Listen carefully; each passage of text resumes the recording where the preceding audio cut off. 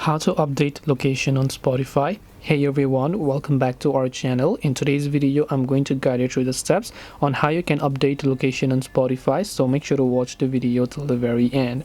So if you'd like to basically update your location on Spotify, you can't do it from the Spotify app. Instead, I want you to simply open up your browser, go to spotify.com and log into your account. Now there are two types of account: free account and paid account, which is a premium account. If you had a free account, you would have to tap the profile gear icon from here and then just go to this option known as view account, and when you go to view account, it will ask you to basically get the premium, from where you will find the option to basically change the country. So here you can just select join premium option, and when you select the join premium option, over here you can see cancel anytime and so on, and this is where you have to actually change your name, by the way, sorry, your country, by the way. So here you can see change country. You can tap on change country before you subscribe to premium and change your country. Now if you already have premium, then when you come to your plan option, you'll find the change country tab, which you'll be able to use and change the location on Spotify.